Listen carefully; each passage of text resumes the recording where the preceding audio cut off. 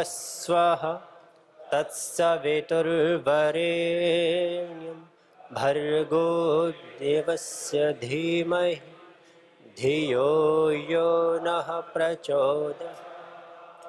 ओम शांति शांति शांति।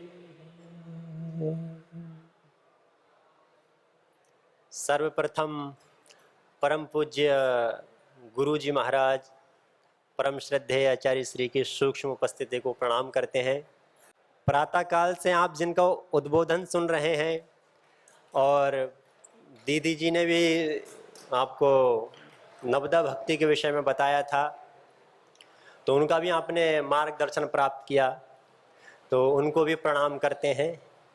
और आप सभी महानुभावों को भी प्रणाम करते हैं जो बहुत दूर दूर से आप लोग यहाँ पर आध्यात्मिक नगरी में पधारे हैं। हरिद्वार तो एक तीर्थ क्षेत्र माना गया है कि हरिद्वार तो ये देवों की भूमि है, ऋषियों की भूमि है।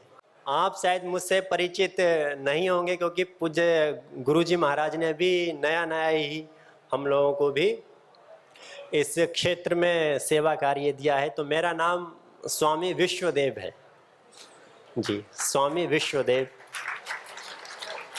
अपना एक संगठन है युवा भारत, आपको शायद सब जानते ही होंगे, आप सभी परिचित होंगे।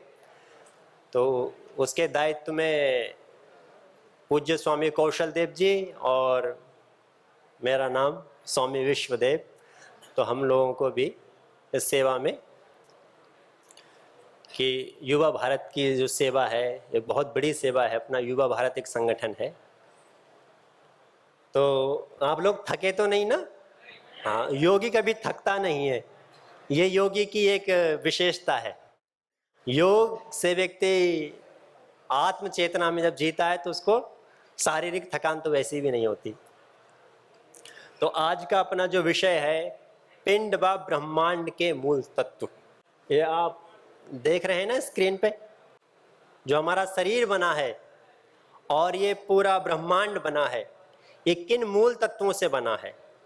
तो ये तो वैसे अलग अलग दर्शनों के अनुसार अलग अलग बताया है। सांख्य दर्शन के अनुसार जो 25 तत्व बताए हैं, उनके अनुसार, न्याय के अनुसार जो षोडश पदार्थ हैं, षोडश तत्व हैं, और वैशेषिक में सप्त पदार्थों की वहाँ पर बात की गई है। और ऐसे ही यहाँ पर हम वेदांत के अनुसार पिंड व ब्रह्मांड के मूल तत्व कि कैसे ये ब्रह्मांड की रचना हुई और कैसे हमारे पिंड की रचना हुई।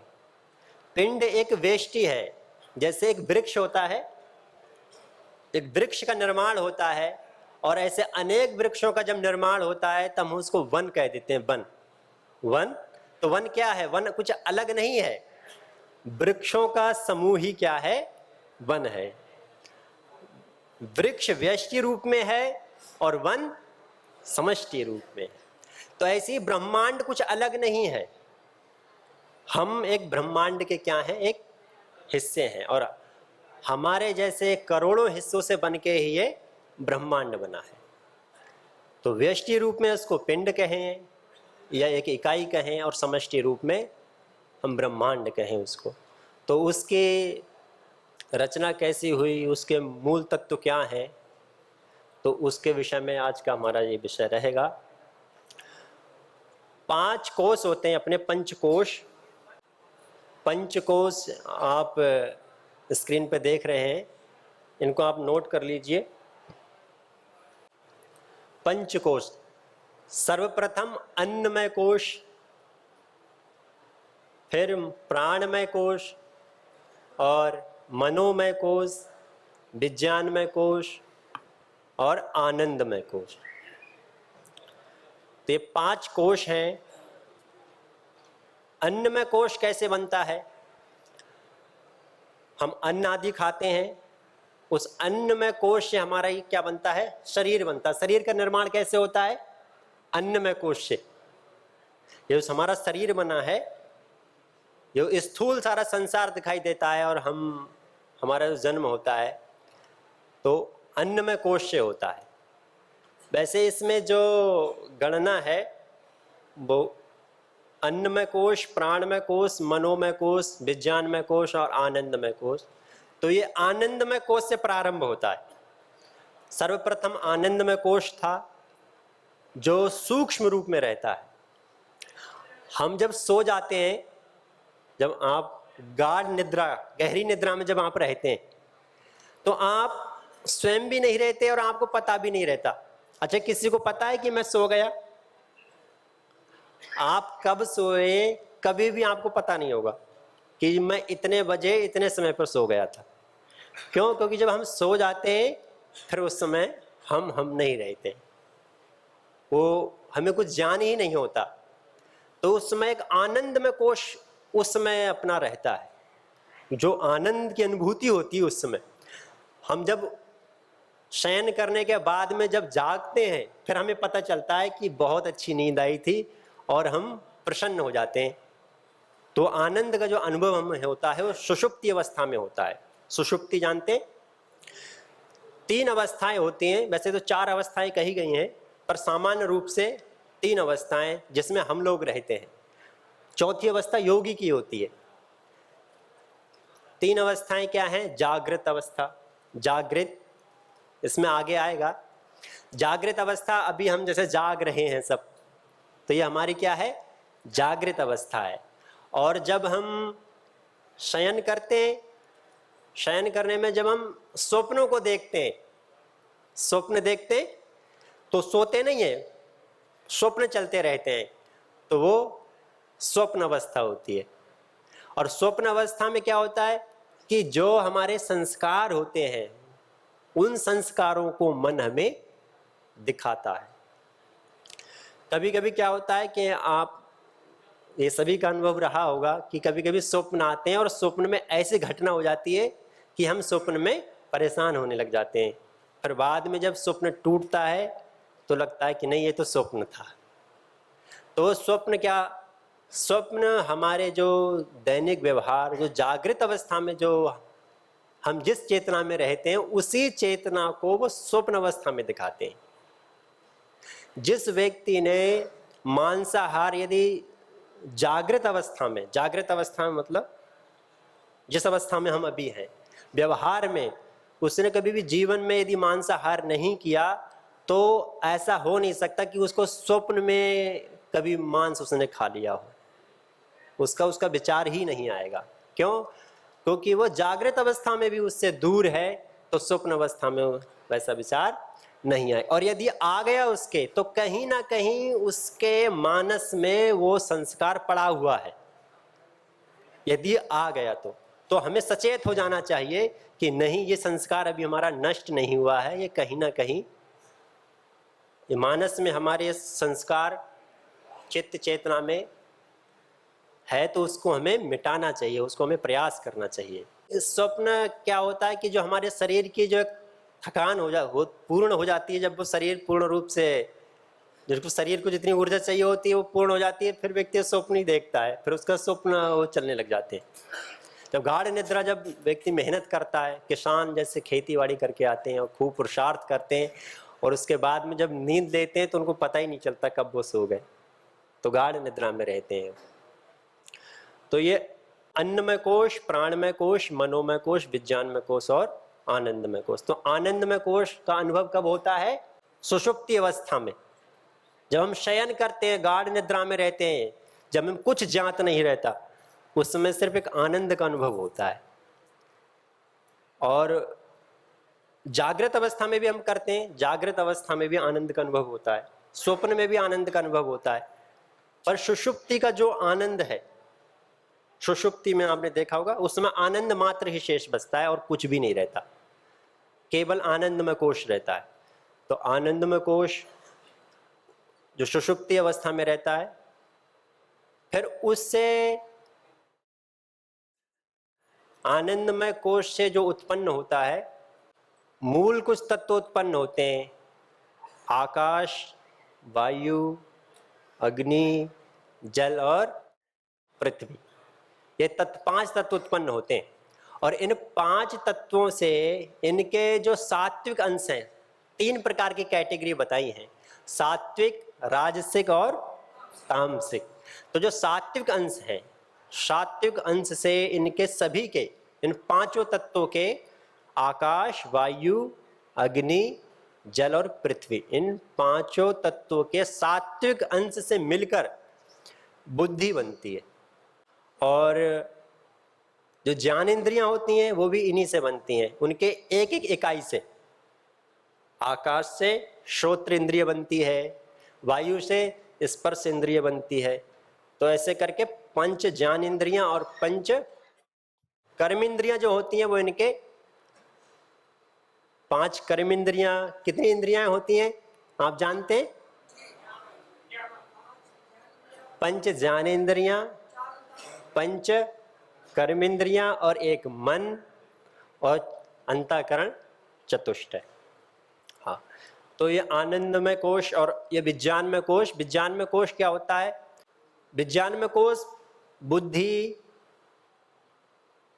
और ज्ञान इंद्रियां, बुद्धि और ज्ञान इंद्रियों को मिलके बनता है। विज्ञान में जो कोश होता है बुद्धि और ज्ञान इंद्रियों को, जो सबका ज्ञान करता है। ज्ञान करने का कार्य किसका है? बुद्धि का। बुद्धि में निश्चय होता है और ये इंद्रियां उसको सूचित करती हैं। जैसे हम देख रहे हैं तो इंद्रियों के माध्यम से देख रहे हैं, ये ज्ञान करा रही हैं हमें इंद्रियां। और ये इसका निश्चय कौन करता है? बुद्धि। कभी कभी ऐसा होता है कि देखते हुए भी व्यक्ति को ज्ञान नहीं होता। मनो अनवस्थाना दोष कहा है उसको सांख्य दर्शन में, कि हमारा मन कहीं दूसरी जगह हो और कोई व्यक्ति आपको कुछ बता रहा हो तो आपको उस समय सुनते हुए भी ज्ञान नहीं होता। तो मनो अनवस्थाना, कि मन कहीं दूसरी जगह था, इसलिए श्रोत्रेंद्रिय सुनते हुए भी वो ज्ञान हमें नहीं हो पाता। तो आनंदमय कोश और विज्ञानमय कोश। विज्ञानमय कोश मतलब जो हम जानते हैं, अनुभव करते हैं। तो विज्ञानमय कोश होता है ये कर्तृ रूप, जो सारा कार्य करता है पूरे शरीर में, ये विज्ञानमय कोश से ही चलता है। किसी भी आप कार्य को करते हैं तो सबसे पहले क्या करते हैं? सोचते हैं, चिंतन करते हैं, तो वो बुद्धि में लाते हैं, फिर बुद्धि से उसको क्रियान्वित करते हैं। तो ये विज्ञानमय कोश का कार्य क्या है कि किसी भी कार्य, जितना भी हमारा कार्य होता है, शरीर में चल रहा हो, शरीर में भी जो आंतरिक कार्य है वो भी यहीं से चलता है, दिमाग से, मस्तिष्क से ही चलता है। यदि मस्तिष्क सही इंफॉर्मेशन भेज रहा है तो सारा शरीर अपना कार्य करता रहता है। तो ये विज्ञानमय कोश के कारण होता है। फिर मनोमय कोश, जो हम इच्छाएं करते हैं, इच्छा आप करते हैं तो मन के, मनोमय कोश के कारण, कि कोई भी किसी भी कार्य को आपने देखा, कोई भी आपने, जैसे आप सभी योगी लोग आए हैं और आपके अंदर एक ऐसी जिज्ञासा, एक ऐसी इच्छा जगी कि हमें भी योग के मार्ग पर आगे चलना चाहिए, और उसके लिए फिर आप प्रयत्न कर रहे हैं, तो वो मनोमय कोश के कारण कर रहे हैं। मनोमय कोश के कारण जो आप इच्छा कर रहे हैं। और प्राणमय कोश, प्राणमय कोश जो हमारे प्राण चलते हैं, पंच प्राण होते हैं और पंच उपप्राण। तो आगे इसमें अभी बताया जाएगा उसको, पंच प्राण और पंच उपप्राण कौन कौन से हैं। तो पंच प्राण और पंच उपप्राण और जो कर्मेंद्रियां हैं हमारी, पंच कर्मेंद्रियां, उनको मिलके बनता है ये प्राणमय कोश, जो पूरे शरीर में कार्य करता है। जो पूरे शरीर में जो क्रियाएं चलती हैं वो प्राणमय कोश के कारण चलती हैं। विज्ञानमय कोश क्या करता है? उसको चला रहा है। और क्रियान्वित, जैसे हम सो जाते हैं फिर भी हमारे प्राण तो चलते रहते हैं, हाँ, तो प्राणमय कोश के कारण होता है। और अन्नमय कोश से यह हमारा शरीर, जो ऊर्जा हमें प्राप्त होती है, और ये पूरा ये व्यष्टि रूप में है। और समष्टि रूप में आप देखेंगे तो आनंदमय कोश, फिर उससे विज्ञानमय कोश, मनोमय कोश और प्राणमय कोश उत्पन्न हुए, फिर उसके बाद में अन्नमय कोश उत्पन्न हुआ, और अन्नमय कोश से ही पूरा संसार उत्पन्न हुआ।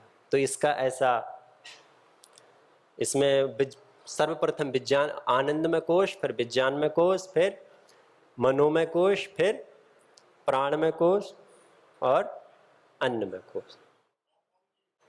प्राणमय कोश होता है वो पंच कर्मेंद्रियां और पंच प्राण से मिलके बनता है। तो पंच प्राण कौन कौन से हैं ये आप देख लीजिए, प्राण, अपान, व्यान, उदान और समान।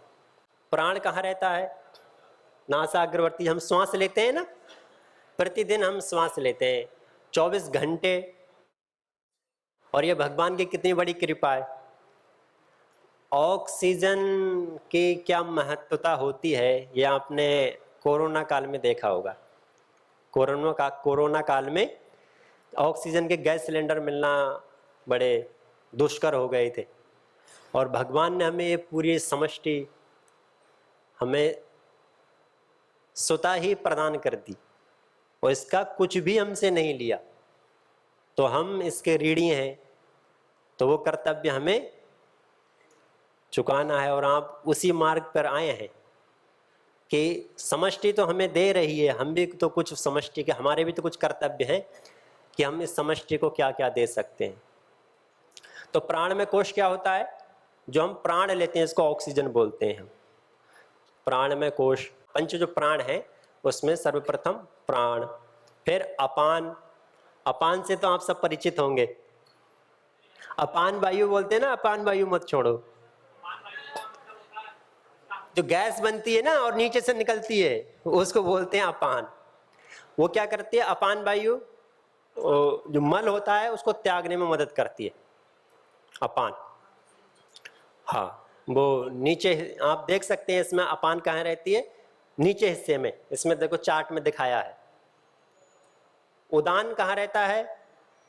सर्वप्रथम प्राण इसमें दिया है। प्राण तो नासिका से जो हम लेते हैं, और नासिका से और हम फेफड़ों में भरते हैं, तो ये प्राण हो गया। अपान जो निचले हिस्से में जो हम मल त्यागते हैं, तो अपान वायु के ही माध्यम से मल त्यागते हैं। फिर व्यान। व्यान क्या है? सर्व शरीर वर्ती, पूरे शरीर में रहती है। व्यान पूरे शरीर में संचारित होती है। और उदान जो कंठ से ऊपर रहती है, कंठ से ऊपर भाग में क्या रहती है? उदान।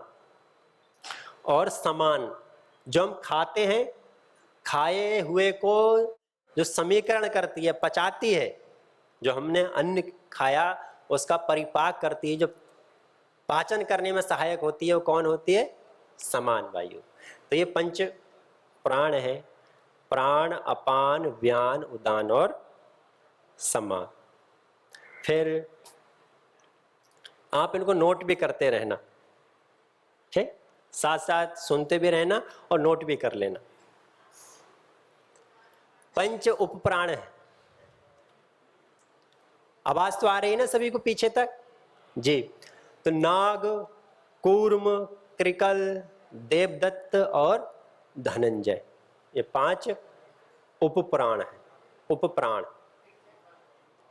वो आप उसमें देख सकते हैं, नाग, कूर्म, कृकल, देवदत्त और धनंजय, ये 5 उपप्राण है। कुछ लोग पंच ये उपप्राण जो गिनाए हैं इनको मानते हैं, कुछ लोग नहीं मानते हैं।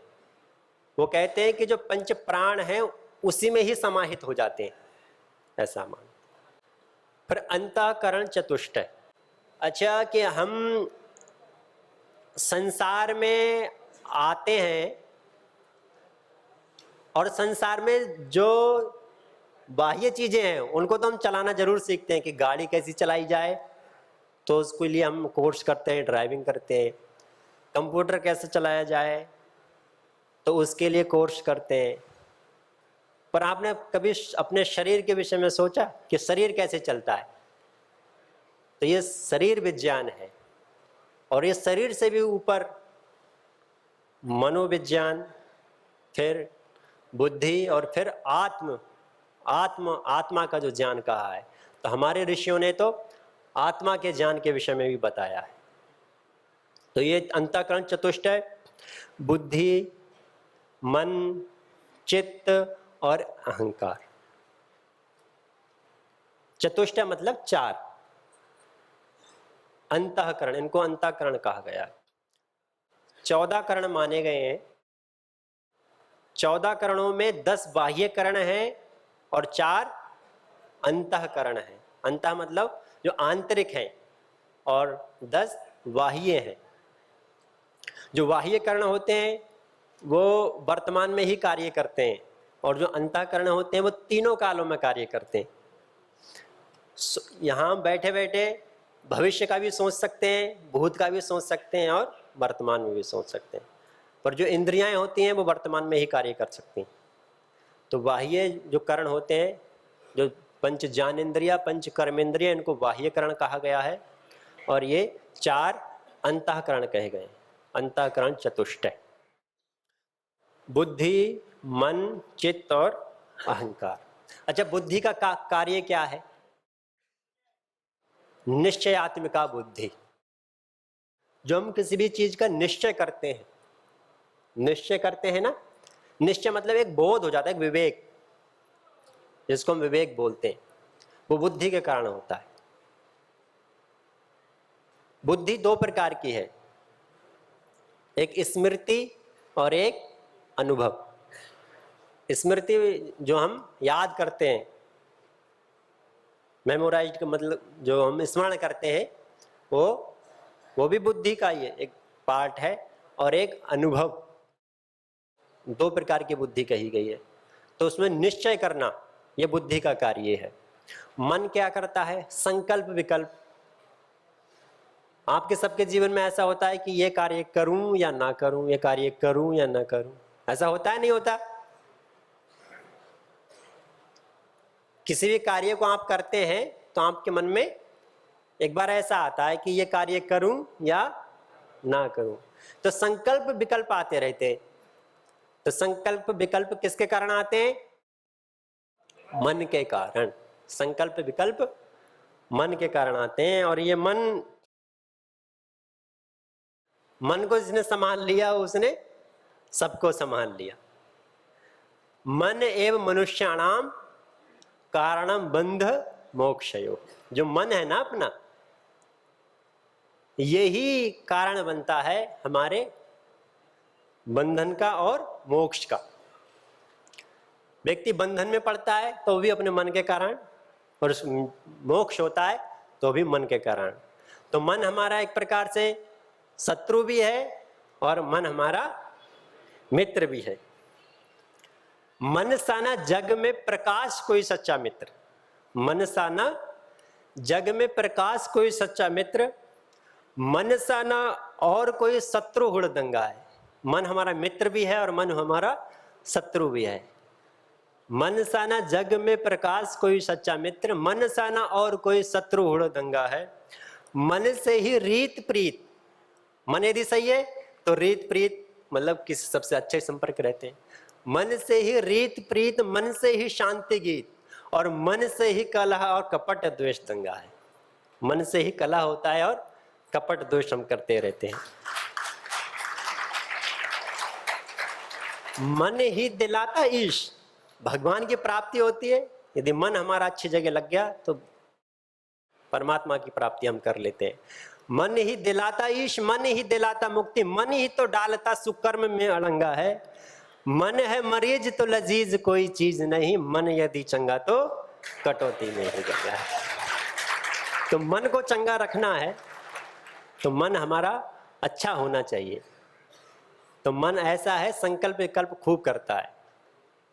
जो संकल्प जिसने कर लिया, और जो संकल्प स्वामी जी महाराज कहते हैं क्या, अखंड प्रचंड पुरुषार्थ और विकल्प रहित संकल्प। संकल्प हमारा कैसा होना चाहिए? जिसमें विकल्प ना हो। तो ऐसा यदि हम संकल्प कर लें, और वो संकल्प करता कौन है? मन करता है। तो इसको मन को संभालना है आपको।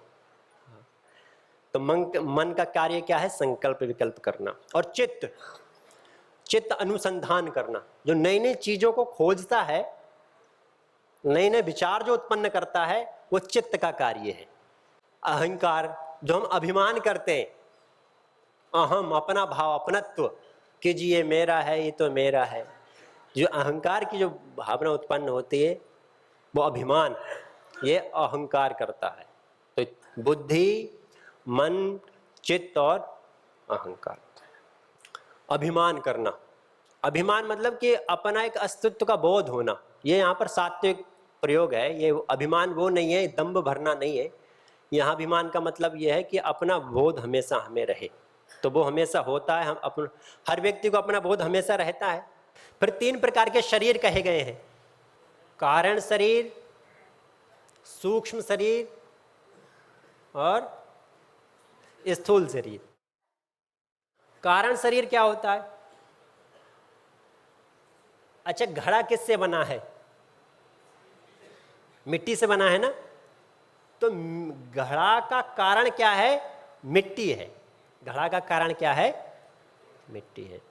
तो घड़ा का कारण जैसे मिट्टी है, तो हमारे शरीर का जो कारण है वो उसी को हम कारण शरीर बोल देते हैं। जो स्थूल शरीर है उसका जो कारण है, कारण मतलब जो उपादान कारण, मूल जो तत्व है, उसको हम कारण शरीर बोल देते हैं। फिर उसके बाद में सूक्ष्म शरीर और कारण शरीर, जो हमने आनंदमय कोश वहीं से ही कारण शरीर, और उसी कारण शरीर से ही सूक्ष्म शरीर उत्पन्न होता है। कारण शरीर से ही सूक्ष्म शरीर उत्पन्न होता है।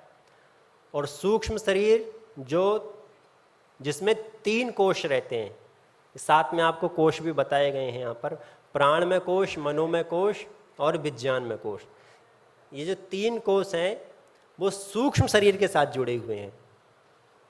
अन्नमय कोश से स्थूल शरीर की उत्पत्ति होती है, और ये पूरा भौतिक संसार स्थूल शरीर से बनता है। फिर ये स्थूल पहले तो सूक्ष्म रूप में था, फिर सूक्ष्म रूप से ये स्थूल रूप में आ गया। सूक्ष्म और स्थूल, सूक्ष्म मतलब जो जैसे मिट्टी है, मिट्टी को ही हम यदि किसी एक एकत्रित करके बड़े बड़े मकान, बिल्डिंगें बन जाती हैं, तो ऐसे सूक्ष्म रूप में ये पहले हमारे शरीर थे। ऐसा नहीं कि ये अचानक उत्पन्न हो गए, ये सूक्ष्म रूप में पहले से विद्यमान थे, और उनसे ही, उन तत्वों से मिलके बाद में ये हमारा स्थूल शरीर बना।